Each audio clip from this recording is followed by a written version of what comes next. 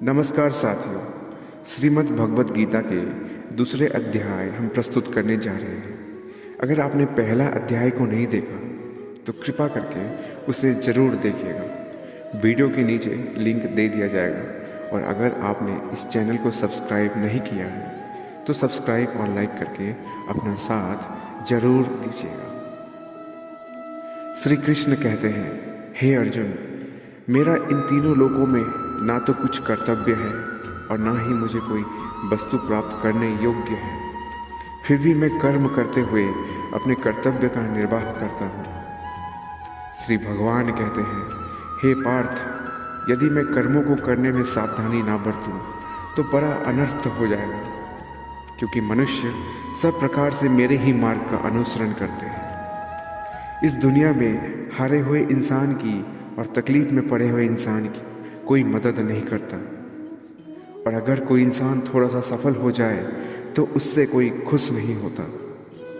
इसलिए अपना दुख किसी को बताओ मत और अपनी खुशी किसी के आगे जताओ मत। मनुष्य का आहार हमेशा सात्विक और संतुलित होना चाहिए। जिस इंसान को यह समझ नहीं कि क्या खाना चाहिए, कितना खाना चाहिए, कहाँ खाना चाहिए और कैसे खाना चाहिए, वो परमात्मा को कभी नहीं पा सकता।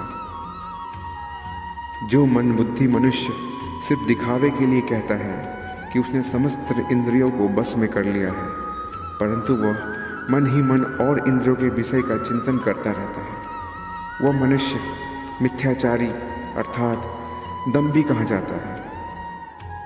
जो पुरुष परंपरा से नहीं चलता, सृष्टि चक्र के नियमों का पालन नहीं करता अर्थात अपने कर्तव्य का पालन नहीं करता, वह इंद्रियों के द्वारा भोगों को भोगने वाली पापी पुरुष व्यर्थ हो जाती है। परंतु जो मनुष्य आत्मा में ही रमन करने वाला और आत्मा में ही तृप्त और आत्मा में ही संतुष्ट हो, उसके लिए कोई कर्तव्य नहीं है। आत्मा का मतलब यहाँ सबसे बड़ा सच है, और जो सत्य को समझता है, सत्य में ही खुश होकर सत्य में ही रहता है, उसके लिए कोई कर्तव्य नहीं है। लेकिन ऐसा कोई लाखों करोड़ों में एक होता है। उस महापुरुष का इस विश्व में ना तो कर्म करने का कोई प्रयोजन रहता है और ना ही कर्म के ना करने से ही कोई प्रयोजन रहता है, तथा संपूर्ण प्राणियों में भी इसका स्वार्थ से कोई संबंध नहीं रहता। कहने का सीधा मतलब है कि जिसे परमात्मा मिल चुका है वो कोई और दूसरा कर्म क्यों करे। जो ज्ञानी हैं, जिन्हें ईश्वर की सच्चाई मालूम हो चुकी है, उनकी ये जिम्मेदारी बन चुकी है कि उनके काम करने के तरीके से कहीं किसी और के मन में काम करने के प्रति अश्रद्धा या अपमान न पैदा हो जाए। इसलिए उन ज्ञानी जनों के लिए ये जरूरी है कि वो ऐसे उदाहरण सबके सामने रखें जिससे हर कोई अपना कर्म, अपने कर्तव्य करने के लिए प्रेरित हो। तामसिक गुण वाले व्यक्ति आलस और नींद इसी प्रकार के कर्म करते हैं। राजस्य गुण वाले व्यक्ति बात बात पर शौर्य या बहादुरी दिखाने का कार्य करते हैं। लेकिन ज्ञानी मनुष्य जानते हैं उसके गुण ही उससे कर्म करवा रहे हैं, और जो ज्ञानी नहीं होते वो समझते हैं कि सब कुछ वे स्वयं कर रहे हैं। अगर सही मायने में आप अपनी जीवन बदलना चाहते हैं तो सबसे पहले आप अपना मन बदलने के लिए तैयार रहना पड़ेगा, क्योंकि जैसा आपका मन रहेगा वैसे ही आपके विचार होंगे, और जैसा आपके विचार होंगे वैसा ही आपका जीवन होगा। जो जा रहा है उसे जाने दो, वो आज रुक भी गया तो कल चला ही जाएगा। आप जितने सरल सीधे और नरम दिल के रहोगे, उतने ही चतुर और बेईमान लोगों द्वारा खदेड़ दिए जाओगे। जिंदगी में सब कुछ दोबारा मिल सकता है, और समय के साथ खोया हुआ रिश्ता और भरोसा दोबारा नहीं मिलता।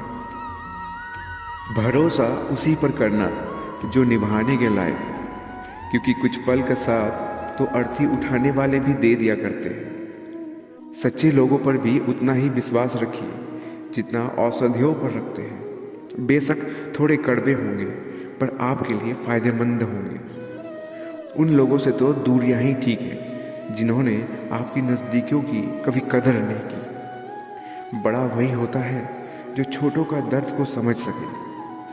कौन क्या कर रहा है, कैसे कर रहा है, क्यों कर रहा है, इन सब से आप जितना दूर रहोगे उतना ही खुश रहोगे।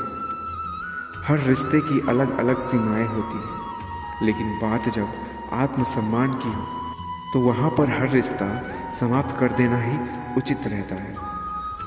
सुबह की नींद इंसान के इरादे को कमज़ोर बनाती है। मंजिल को हासिल करने वाले लोग कभी देर तक नहीं सोते। मदद एक ऐसी घटना है, करो तो लोग भूल जाते हैं और ना करो तो लोग याद रखते हैं। इंसान दो लोगों से हमेशा हार जाता है, एक अपने परिवार से, दूसरा अपने पसंद के इंसान से। मूर्ख इंसान अपना तो नुकसान करता ही है, लेकिन जो उनकी मदद करता है उसका भी नुकसान करता है। जीवन में इतने व्यस्त हो जाओ कि पछतावा, दुख, नफरत और डर के लिए समय ही ना बचे। कोई भरोसा तोड़े तो उसका भी धन्यवाद करें, क्योंकि वो हमको सिखाते हैं कि भरोसा भी सोच समझ कर करनी चाहिए। जीवन में सुख, शांति चाहते हो तो अपनी समस्याएं और आलोचनाओं को खुद पर हावी ना होने दें। जन्म से मिले रिश्ते तो प्रकृति के देन हैं, लेकिन खुद के बने रिश्ते आपकी पूंजी है, इन्हें संभाल कर रखिए। किसी व्यक्ति का गुण और दोष का निर्धारण करने से पूर्व अपनी दृष्टि को निष्पक्ष और पारदर्शी बनाना आवश्यक होता है। किसी को अपनी कमजोरी मत बताओ, क्योंकि अक्सर लोग दूसरों की कमजोरी का फायदा उठा लेते हैं। जिंदगी में दो लोगों को कभी भूलना मत, एक वह जिसने तकलीफ दी हो और दूसरा वह जिसने तकलीफ में साथ दिया हो। भगवान श्री कृष्ण कहते हैं, तू मन छोटा मत किया कर, जहाँ तेरे अपने मुंह फेर लेंगे वहाँ मैं तुम्हारा साथ दूंगा। तू किसी के आगे आगे इतना भी मत झुक कि वह तुम्हें गिरा हुआ समझने लग जाए। लोग तुम्हारी कदर तभी करेंगे जब तुम उन्हें उन्हीं की तरह नज़रअंदाज करना सीख जाओगे। दीपक का जीवन इसलिए वंदनीय नहीं है कि वह जलता है, बल्कि इसलिए वंदनीय है कि वह दूसरों के लिए जलता है, दूसरों से नहीं जलता। कामयाबी और नाकामयाबी दोनों जिंदगी के हिस्से हैं, दोनों ही स्थायी नहीं हैं। जिंदगी की आधी शिकायतें यूं ही दूर हो जाएंगी अगर लोग एक दूसरे के बारे में बोलने की जगह एक दूसरे से बोलना सीख जाएंगे। विश्वास किसी पर इतना करो कि वह तुम्हारे साथ छल करते समय खुद को दोषी समझे, और प्रेम किसी से इतना करो कि उसके मन में सदैव तुम्हें खोने का डर बना रहे। चारों वेदों का अर्थ नहीं भी जाने तो कोई बात नहीं, लेकिन समझदारी, जवाबदारी, वफादारी और ईमानदारी, इन चार शब्दों का मर्म जान लो तो भी जीवन सार्थक हो जाएगा। बुद्धियुक्त पुरुष पुण्य और पाप दोनों को इसी लोक में त्याग देता है, अर्थात उनसे मुक्त हो जाता है। जिस काल में तेरी बुद्धि मोह रूपी दलदल को भली भांति पार कर जाएगी, उस समय तू सुने हुए और सुनने में आने वाले इस लोक और परलोक संबंधी सभी भोगों से वैराग्य को प्राप्त हो जाएगा। हे अर्जुन, जिस काल में मनुष्य मन में स्थित संपूर्ण कामनाओं को भली भांति त्याग देता है और आत्मा से आत्मा में ही संतुष्ट रहता है, उस काल में वह स्थिति प्रज्ञा स्थिति कहा जाता है। दुखों की प्राप्ति होने पर जिसके मन में उद्वेग नहीं होता, सुखों की प्राप्ति में जो सर्वथा मोहित रहता होता हो, तथा जिसके राग, भय और क्रोध नष्ट हो गए हो, ऐसा मुनि ही स्थिर बुद्धि कहा जाता है। जिस प्रकार कछुआ सब ओर से अपने अंगों को जैसे समेट लेता है, वैसे ही जब पुरुष इंद्रियों के विषय से इंद्रियों को सब प्रकार से हटा लेता है, तब उसकी बुद्धि स्थिर है। ऐसा ही समझना चाहिए। किसी से कब और कितना बोलना है, अगर तुमने यह समझ लिया तो तुम अपनी जिंदगी के सार्थक बन चुके हो। कान्हा कहते हैं, जीवन में कभी मौका मिले तो किसी के लिए सारथी बनना, स्वार्थी नहीं। धर्म से भरा हृदय धर्म का परामर्श देता है और अधर्म से भरा हृदय अधर्म का परामर्श देता है। इंसान इसलिए दुखी नहीं है कि वह ईश्वर को नहीं मानता। इंसान इसलिए दुखी है क्योंकि वह ईश्वर की नहीं मानता। समय आने पर सबको मिलता है। समय से पहले की चाहत ही दुखों का कारण बनती है। किसी से सच्चा प्रेम होना शुद्धता और दिव्यता का प्रतीक है। जो कुछ भी हुआ है उसमें तेरी कोई योगदान नहीं है, इसलिए तुम्हारी सारी परेशानियां व्यर्थ हैं। हर चीज़ की शुरुआत मुझसे होती है और ख़त्म भी मुझ पर ही आकर होती है। इंद्रियों से मिलने वाला सुख सच्चा नहीं होता। इंद्रियों का सुख तुम्हें पहले अमृत का मिठास देगा, लेकिन बाद में तुम्हारा विनाश कर देगा। कान्हा कहते हैं कि हे मानव, तुम अपने जीवन को सार्थक बना सकते हो, लेकिन इसके लिए तुम्हें मेरी शरण में आना पड़ेगा। अगर तुम्हें मेरी बातें अटपटी लगती हैं तो तुम्हें अपने नज़रिया को बदलने की ज़रूरत है। अभी तुम चीज़ों को उस तरह से नहीं देखे जिस तरह से मैं देखता हूँ। अगर एक बार तुमने मुझ पर विश्वास कर लिया तो तुम्हें जीवन में कभी निराश नहीं होना पड़ेगा। एक बार जो मुझ पर विश्वास कर लेता है उसका साथ मैं कभी नहीं छोड़ता। जो व्यक्ति मेरा भक्तों के साथ धोखा करता है उसके लिए मैं सबसे बड़ा शत्रु हूँ। अगर किसी ने मेरे भक्त को एक बार भी धोखा दिया तो जन्मों जन्मों तक मैं उसका उद्धार नहीं करता। मैं हर दिल को एक मंदिर की तरह देखता हूँ। जो दिल जितना सुंदर होता है वहाँ मैं उतना ही अधिक ठहरता हूँ। श्री भगवान कहते हैं, इस दुनिया में तुम प्रेम सभी से करो, लेकिन पूर्ण रूप से विश्वास किसी पर मत करो। अगर तुमको भरोसा करना है तो केवल परमात्मा पर करो। जब भी तुम किसी कार्य की शुरुआत करोगे तो स्वाभाविक रूप से तुमको असफलता मिल सकती है। कई बार तुमको गिरना भी पड़ सकता है, लेकिन इसका मतलब यह नहीं होना चाहिए कि तुम उस काम को करना छोड़ दो। एक समय आएगा जब तुम परिपूर्ण हो जाओगे और तुम्हारे सभी काम सफल हो जाएंगे। इस काम में मैं हमेशा तुम्हारा साथ खड़ा रहूँगा। मैं तुम्हारे हर छोटे बड़े कर्म में साथ दूँगा। तुम्हारा जो दिल करे उसको करो, लेकिन नम्रता और सरलता के साथ, अहंकार के साथ नहीं। इस धरती पर आने के बाद आपका मुख्य उद्देश्य यहाँ से मुक्त होना है।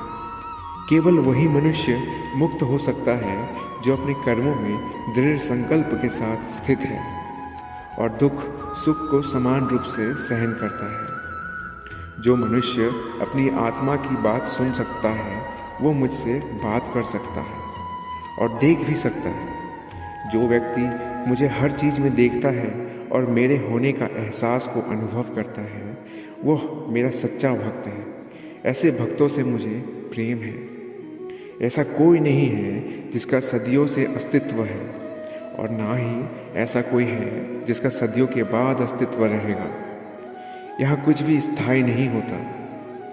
मैं सभी के घरों में निवास करता हूँ। मेरी ऊर्जा सभी जगह समान रूप से वितरित है।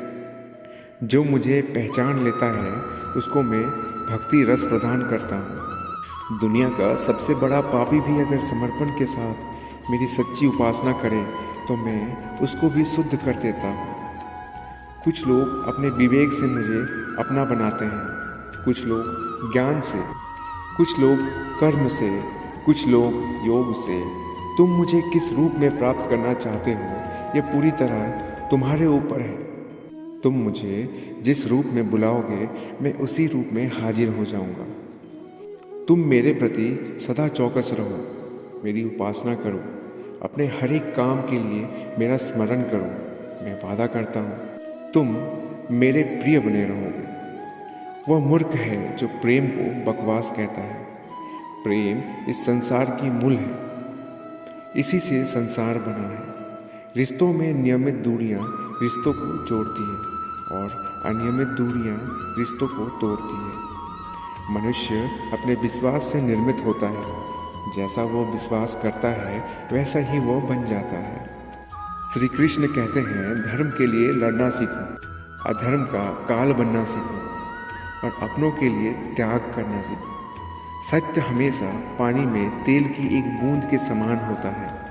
किताब या सत्य का पानी डालें, वो हमेशा ऊपर ही तैरता है। अपने जीवन में कभी भी ना किसी को आनंद में वचन दो, ना क्रोध में उत्तर दो, और ना ही दुख में कभी निर्णय लो। अपना काम बनाने के लिए लोग आपकी तारीफ करेंगे, आपसे सच्चे रिश्ते बनाने की कोशिश करेंगे, लेकिन उनके व्यवहार को सच मानकर अगर आप फंस जाएंगे तो आगे चलकर आपको ही नुकसान होगा। अक्सर आपको चोट वही लोग पहुंचाते हैं जो आपके अपने होते हैं, जो आपके दिल के ज़्यादा करीब होते हैं। गीता का यह सबसे महत्वपूर्ण ज्ञान है, क्योंकि महाभारत की लड़ाई पराई लोगों में नहीं थी, यह एक परिवार की लड़ाई थी। चाहे आप किसी की मदद करो या मत करो, लेकिन जानबूझकर कभी किसी का दिल नहीं दुखाना, क्योंकि जब किसी का दिल आपकी वजह से दुखता है तो हमेशा याद रखना कि आपको भी वह दर्द एक दिन ज़रूर मिलेगा।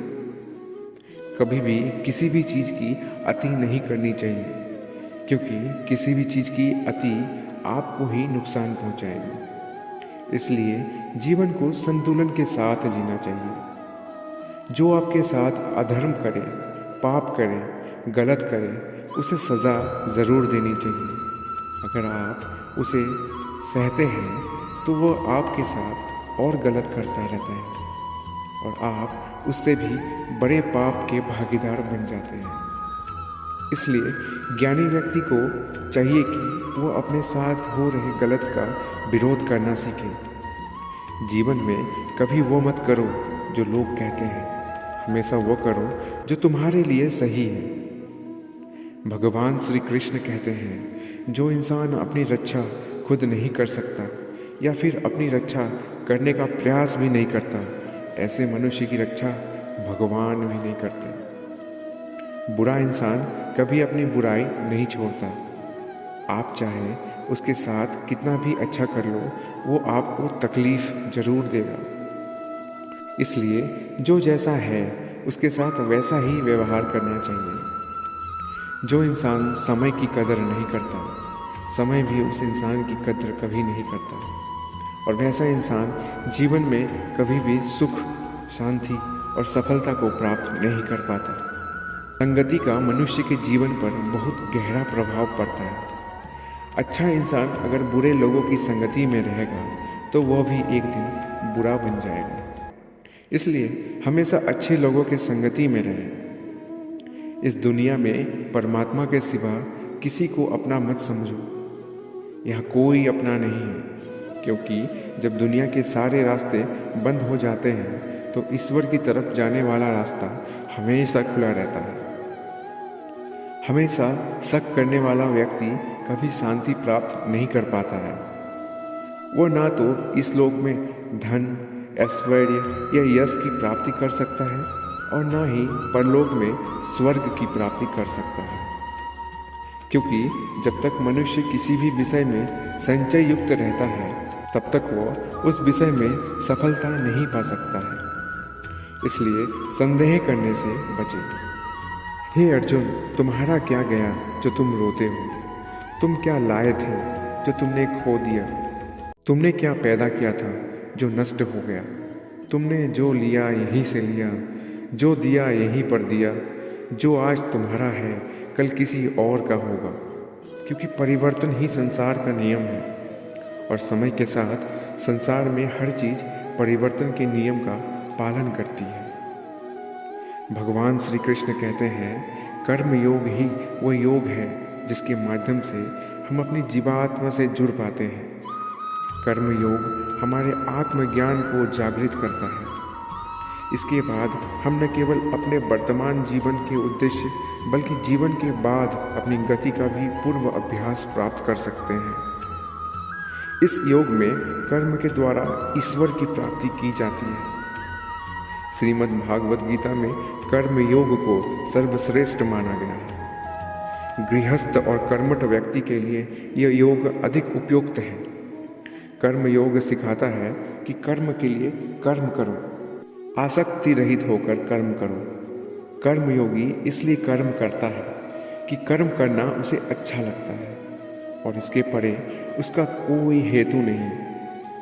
कर्मयोगी कर्म का त्याग नहीं करता, वो केवल कर्म के फल का त्याग करता है और कर्म जनित दुखों से मुक्त हो जाता है।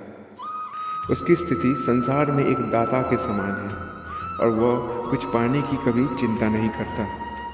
वह जानता है कि वह दे रहा है और बदले में कुछ मांगता नहीं है और इसलिए वह दुख के चुंगल में नहीं पड़ता। कर्म फल का त्याग कर धर्मनिरपेक्ष कार्य का संपादन भी पूजा के समान हो जाता है। संसार का कोई कार्य ब्रह्म से अलग नहीं है, इसलिए कार्य के प्रकृति कोई भी हो, निष्काम कर्म सदा ईश्वर को समर्पित हो जाता है। पुनर्जन्म का कारण वासना और अतिरिक्त कामनाओं का संचयन है।